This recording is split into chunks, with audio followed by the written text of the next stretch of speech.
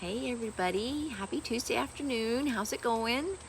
I don't know about where you're at, but it's really hot here in Florida. And yeah, but I prefer that over the cold. I'm not a cold natured person. I do not like cold weather. But anyway, if you're new to my lives, my name is Lori and I'm an advocate for health and wellness, and I love natural solutions.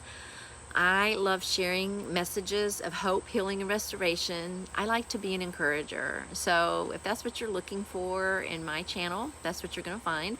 I kind of mix a little of this and a little of that. And I try to be very authentic and real. And because to me, trying to be something I'm not takes a lot of work.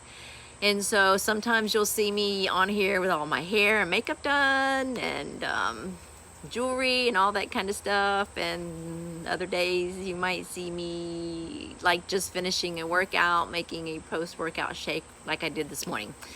Anyway, I just believe in keeping it real and keeping it authentic. But what I wanted to share with you guys today was a message I thought about this weekend. For those of you that are new, last March, I lost my daddy and uprooted my whole life and moved from Orlando and moved in with my mom, which was extremely difficult and wasn't something that I wanted to do. When I first felt called to do it, I'm like, no way am I moving in with my mom. And so there was a turn of events, and I didn't even have a job here. And I was like talking to my God and like, hey, you see what's going on here, you know, I don't have a job. But I think I told you guys earlier, it didn't change his mind. And so anyway, made the move, and was really difficult. I'm not gonna be like I'm not a real person, like I don't go through things, because we all go through things, right? Because it's this thing called life, and we're none of us are immune to life. And so I'm not going to sit here and pretend like it's been a fairy tale ride. It hasn't. It's been hard. It's been grieving. Well, I thought I was grieving. It's just been a difficult time. And then the pandemic hit, and you know, I really wanted to get my own place, and you know, life is just different. And I found myself in this funk that I didn't even realize I was in until I was like pretty deep in it.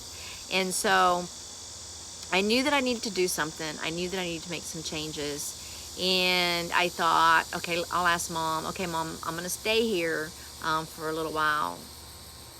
But is it okay if I make these changes? You know, can I go ahead and paint my room and, you know, and do some things? And can I have dad's room now? Can I like turn it into like my workspace and stuff like that? And she said yes. And so went ahead, bought my paint. It sat probably, I don't know, a week or so, maybe 2. And my mom's like, hey, are you gonna paint your room? I said, yeah, I just haven't felt like it. And so last week, I made a decision that even though I've been doing things, I have my own business, even though I've been working my business and working on my healing and reading and trying to use this time wisely, there was a lot of things that I realized this past weekend that I didn't realize was going on.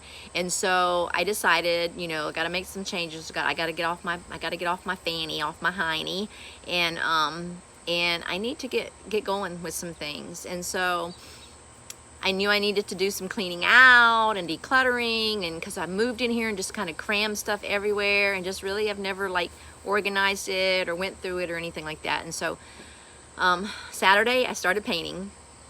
I love to paint the walls, that's my favorite, but I hate cutting in. And so I kind of got to a stopping point Saturday evening and got most of the walls done. But during that day, I began to allow myself to feel and to think about the losses. And I realized that I've not allowed myself to process them. I've not allowed myself to grieve, to really cry, and to process all those things. You know, when I say cry, I don't mean just a little couple tears. I mean that nasty cry. You know the one I'm talking about. snot comes out of your nose and all that kind of stuff. Sorry, I'm getting really southern with you guys. I told y'all, I'm just me. And so I would paint and cry, and sometimes I just have to stop and I would just cry. And the whole time it's like I'm feeling this release as I'm thinking about what it is, whether it was my dad or leaving my friends and all my life down there, crying over my mom's pain and her grief, losing her husband. I just decided I had to let it flow. And so when Sunday came around, it was time to cut in, which is not my favorite part because I like to be really moving around and active and busy. You know, when you got that handle and you're painting, and you can just work out some aggression really quick with that. But when you're cutting in, especially on the ground, you have to kind of lay, and it's a very slow and tedious process to make sure that you don't get any paint on the baseboard. And so anyway, so that during that, you know, I was listening to some messages, and I like to listen to things that help me grow, help me reach up and reach out. When I say reach up, because I'm a spiritual person, when I say reach up, I'm talking about reaching up to my God, to God. And because when I reach up, then I can reach out. And anyway, so I kind of was listening to some messages and just thinking about a lot of things. And man, it just, more and more of the day I experienced before began to happen. It was like this moment of like just weeping and crying and feeling like this, I can't even explain, almost like this energy was like leaving me. I know, excuse me, I almost knocked my water over. I know that sounds weird, but it was like, it's like I could breathe. It was like that weight. It was almost like I was like this lady crunched over with a big old boulder on her back. That's how I felt, and I didn't realize it till my nose was almost touching the ground. That's how heavy I had become in my being, my overall being, mind, body, and my spirit. That's what I felt like. And so as the day went on and finished cutting in and getting all that done, then it came time to like start putting my room back together. And as I started putting my room back together, I started like realizing I need to get rid of this, I need to get rid of that, I need to get rid of this, I need to get rid of that. And it was almost like this grieving, this releasing, and then this letting go. And so what I realized about just some home project turned into this like moment for me of like a pivot, like a change. And I wish I could pull it up and share with you guys what my June affirmations were. I have to post them in the comments. But I looked back over those affirmations last night and I started crying because they're coming true in this month. And so anyway, getting back to Sunday, and so it's like almost like I said, this energy was leaving me, and it was almost like instead of my nose touching the ground, my back was starting to straighten up, and it was like that big old boulder that was back there was like, maybe there's still some pebbles and rocks back there, because you know, life is a journey, it's a process, and we're never going to be perfect here on this earth. But I felt like so much of a release that I gave myself permission to process, to grieve, to cry, even that nasty ugly cry. And when I woke up Monday morning, it was like I had a new focus, and like things were changing, and that there were great things ahead. Because one of my favorite scriptures is, "For I know the plans that I have for you, says the Lord," or declares the Lord, the plans to prosper you and to give you a future. And so, yeah, so letting my emotions and the clutter, and I just thought that was so cool when I thought about it, that here I was painting, you know, and painting and crying and releasing. And then as I started putting back my room, like I said just a few minutes ago, letting go of things, like decluttering and releasing it and letting it go. And so I kind of just started correlating that physical, doing that to my room, to almost like this wellness for me, like my mind, my body, my spirit, because I had been taking care of my physical body. I work out, I eat a plant-based lifestyle, so I've been taking care of those parts of my body. But when you speak of wellness, wellness is everything. It's mental, it's emotional, it's spiritual, it's physical, it's our whole being.